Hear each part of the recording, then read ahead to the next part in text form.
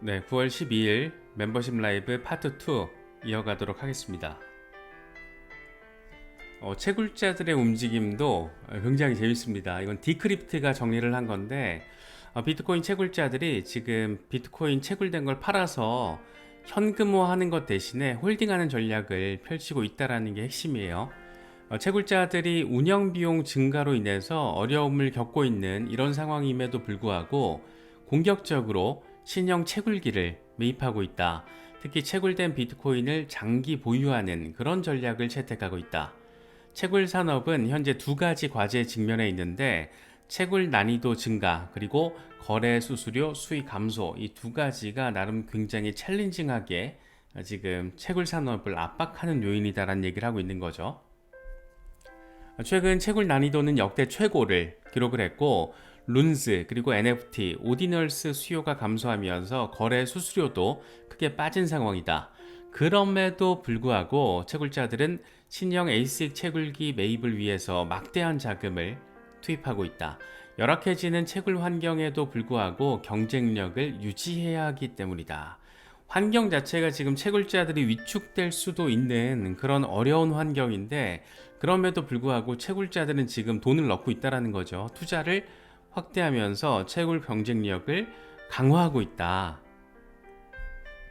채굴업체들은 과거에는 운영비 마련을 위해서 이 채굴된 비트코인을 매도했었지만 지금은 비축하는 방향으로 전략을 바꿨다. 마라톤 디지털의 경우에는 7월에 비트코인을 채굴한 걸 매각하지 않겠다라면서 완전한 장기 보유 전략을 발표했다. 이 채굴된 것 말고도 시장에서 더 많은 비트코인을 매수하기도 했다라는 점을 강조하기도 했다. 이렇게 지금 채굴자들이 상당히 시장의 압력, 특히 매도 압력을 강화시킬 수 있는 우리 같은 개미들이 우려할 수 있는 상황과는 조금 다른 전략을 채택을 하면서 이 시장의 미래를 되게 긍정적으로 바라보고 베팅하고 있다라는 점을 느낄 수 있는 그런 내용입니다. 그래서 이 채굴 업체들이 채굴 비트코인을 비축하는 것은 미래 가격 상승에 대한 자신감을 표시하는 것이다. 시장에는 매도 압력을 완화해서 가격을 지지해주는 그런 역할도 한다. 하지만 경기 침체기에 채굴 업체들이 보유 물량을 현금화한다라면 이건 더 큰 하방 압력 역할을 할 가능성도 있다. 라는 점, 우려점도 마지막에 이렇게 덧붙였습니다. 일단은 채굴자들이 매도를 안 한다라는 것은 매도 압력을 완화시키는 것이긴 한데 경기 침체가 빡세져서 진짜 현실화 되면서 더 어려운 채굴 환경에 놓일 경우에는 채굴자들도 어쩔 수 없이 던질 수밖에 없을 것이다. 그래서 더 큰 하방 압력을 줄 수도 있다. 하지만 지금 채굴자들은 더 빡세게 채굴을 하면서 채굴기에 투자를 하면서 채굴된 비트코인을 홀딩을 하고 있다. 네, 이런 지금 긍정적인 상황도 우리가 느낄 수가 있습니다. 번스타인 같은 경우에는 로빈후드와 관련해서 긍정적인 전망을 제시를 했습니다. 로빈후드가 암호화폐 비즈니스를 강화하는 가운데 올해 시가총액이 35% 정도 증가할 것으로 예상한다. 2025년 로빈후드의 시총은 190억 달러에서 230억 달러 규모가 될 것으로 예측된다. 이런 성장세의 동력으로는 밀레니얼 세대의 암호화폐 투자를 꼽을 수 있다. 앞으로 더 성장할 가능성까지도 함께 이렇게 내비치고 있습니다. 사실 MZ세대, 지금 대학생이나 20대 중후반 이런 분들 보면은 암호화폐에 더 적극적인 관심을 갖고 투자하는 경우가 굉장히 많죠. 특히 미국 같은 경우에는 누가 금을 사냐, 비트코인 사지, 이런 얘기들이 MZ세대 사이에서는 그렇게 이상하지 않은 당연한 모습으로도 포착이 되고 있습니다. 그래서 이런 배경들, 지금 시대적인 상황들을 감안을 하면 로빈후드 같은 곳은 더 성장할 가능성이 높다라는 점, 그런 것을 이야기를 하고 있습니다. 이더리움, 우리의 이더리움이 좀 잘 가져야 되는데 지금 뭐 살짝 반등하긴 했는데 아직 조금 제대로 움직여 주기에는 조금 멀어 보이죠. 2300달러 위에서 지금 움직여주고 있습니다. 과연 본격적인 반등 모멘텀 언제쯤 가능할까 정말 너무너무 궁금한 지점입니다. 이와 관련해서 바네크의 리서치 책임자 매튜 시겔이 의미 있는 얘기를 해요. 이더리움 네트워크는 2030년까지 연간 최대 660억 달러 수익을 낼 것으로 예상된다. 이더리움은 22,000달러까지 상승할 것으로 전망된다. 이더리움 네트워크는 2015년 출시 이후에 30억 달러 수수료 수익을 창출을 했는데 3월 덴쿤 업그레이드 이후에 이 수수료 수익이 떨어지긴 했지만 올해 안에 이더리움의 긍정적인 가격 움직임을 예상한다. 이더리움에는 탈중앙화 수요가 있다. 특히 미국 달러의 신뢰성이 떨어진 만큼 미국 이외 지역에서 수요가 더 두드러질 것이다. 이렇게 알트 대장에 대해서 긍정적인 이야기를 제시를 하고 있습니다. 제발이지 이더리움이 한번 이더리움스럽게 또 움직여주는 그런 시기가 조만간 좀 왔으면 좋겠고, 그래야지 또 알트 시즌의 포문이 열리는 거라서 우리로 하여금 조금 더 환호하게 만들 그런 이슈가 되지 않을까 생각되기도 합니다. 칼레오가 이더리움에 대해서 긍정적인 얘기를 해요. 이더리움 약세 시나리오 더 이상 유효하지 않다. 이미 로컬 바닥 확인했고 이제 큰 상승 준비를 하고 있다. 로컬 바닥이 1,300달러까지 떨어질 거라는 이런 얘기는 이거 아니야 이제 이렇게 될 것 같아. 지금 보니까는 로컬 바닥은 테스트 됐고 이제 갈 것 같아 라는 얘기를 하면서 4,400달러까지 상승할 가능성을 이야기를 하고 있습니다. 제발이지 좀 이렇게 되면 정말 너무 많이 좋을 것 같다라는 생각이 드는 것은 기분 탓만은 아닌 것 같습니다. 칼레오가 솔라나에 대해서도 이야기를 하더라고요. 솔라나가 120달러 지지선을 유지를 하는 모습 확인을 해줬고 그래서 새로운 올타임 하이를 향해서 나아가고 있다. 솔라나 80달러 리테스트 가능성은 나는 없다라고 생각해 라고 지금 얘기를 하고 있는 거죠. 그러면서 새로운 올타임 하이 400달러 과연 가능할 것인가?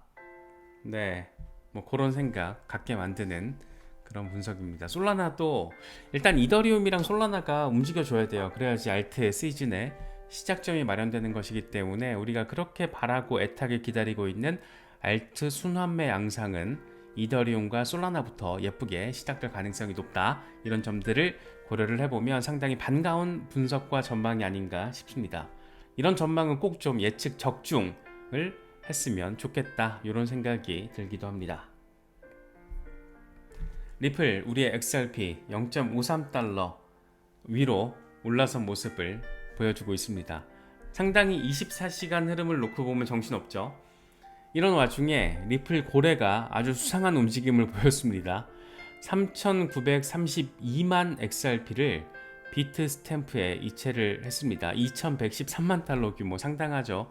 그래서 이게 지금 XRP 가격 하방 압력 재료로서 역할을 해주는 게 아닌가라는 우려점도 지금 고개를 들고 있는 그런 상황이긴 한데 시장 전체가 지금 반등세를 보여줄 가능성을 조금 더 높여가고 있기 때문에 그냥 가벼운 우려로 지나갔으면 좋겠다 그런 생각이 들기도 합니다.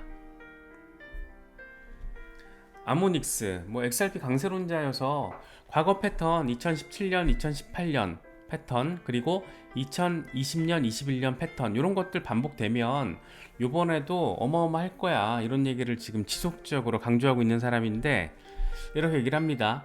이번 사이클에서 수많은 XRP 100만장자가 나오게 될 것이다. 당신은 준비가 됐나? 라고 이야기를 합니다. 딱 요 패턴대로만 따라가도 어마어마할 텐데 라는 점을 이야기를 하고 있는 거죠. 비단 XRP뿐만 아니고 이건 지금 알트 시총 차트거든요. 비트코인과 이더리움을 제외한. 그래서 알트 시총 자체가 이렇게 올타임 하이를 향해서 이 4조 달러 수준으로 갈 거기 때문에 준비됐어? 라는 얘기 지금 하고 있는 거죠. 이 파라오 X33이라는 분석가가 되게 재미있는 XRP에 대한 얘기를 합니다. 2016년 반감기 8개월 뒤에 XRP는 상승하기 시작했고 대규모 상승세로 접어들었다. 2024년 12월이 되면 반감기 8개월 뒤가 되는데 그러니까 올해 12월이 되면 XRP는 다시 한번 과거를 반복할 가능성이 있다. 리플 소송은 기본적으로 마무리 국면, 2025년까지 수많은 펀더멘털과 기술적인 부분에서의 모멘텀을 통해서 반등 가능성이 있다. XRP는 아무런 이유 없이 지금까지 상위 랭킹 10위 안에 머무른 것은 아니다. 여전히 큰 목적으로 나아가고 있고 큰 목적을 가지고 있다.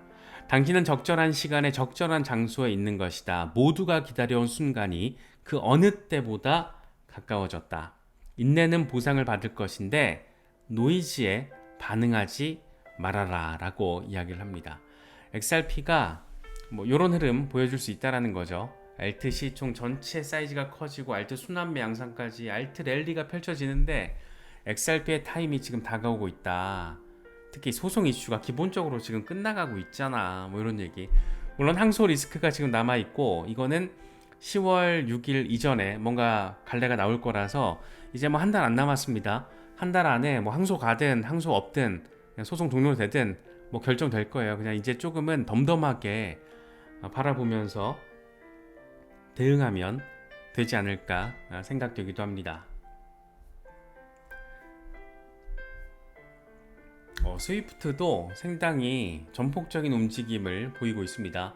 실물자산 토큰화 중심의 새 이니셔티브를 출범했다라는 소식이에요.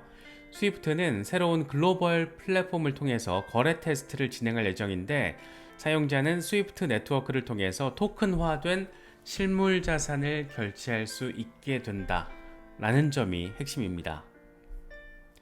이번 새 이니셔티브는 2034년까지 실물자산 토큰 글로벌 거래에 주로 초점을 맞추고 있고 실물자산 토큰 시가총액이 이때까지 30조 달러에 도달할 것으로 예상되기 때문이다. 실물자산 토큰화 이슈가 얼마나 중요한지는 우리가 진짜 거짓말과 과장이 아니고 100번 이상은 짚어본 것 같아요. 그래서 어떤 종목이 됐든 각자 투자 포트폴리오에 들어가 있는 종목들도 있을 것 같고 일단 실물자산 토큰화 이슈와 관련해서 그냥 대장 종목 체인링크, 아발란체 이것만 잘 살펴봐도 중장기적으로 봤을 때 굉장히 의미 있는 상황이 펼쳐질 수 있다라는 점을 이번에 스위프트를 통해서 다시 한번 느낄 수 있는 것 같습니다. 스위프트는 체인링크와 파트너십을 맺은 상태이기도 해요. 그래서 실물자산 토큰화 이슈와 관련해서는 그냥 내가 투자하지 않고 있더라도 눈에 불을 켜고 바라봐야 됩니다. 이게 세상의 흐름이기 때문에. 그래서 우리가 투자하지 않더라도 꼭 무조건 그냥 팔로우 하면서 이슈 상황이 어떤지 트렌드의 방향성이 어떤지를 살펴봐야 될 핵심적인 기둥이 두 개가 있다. 하나가 지금 짚어본 실물자산 토큰화 이슈가 있고 또 하나 AI. 이거는 그냥 봐야 되고 공부해야 되는 거. 내가 투자를 하고 있지 않더라도 세상의 변화이고 시대의 흐름이기 때문에 이건 그냥 공부해야 됩니다. 스위프트도 실물자산 토큰화 이슈에 지금 베팅을 한 거예요. 그래서 이런 것들은 그냥 잘 바라보시면 액션을 내가 어떻게 해야 될지를 확정하는 데 있어서 굉장한 도움이 되지 않을까 싶습니다. 그래서 스위프트 최고 혁신 책임자 멘트가 재밌습니다.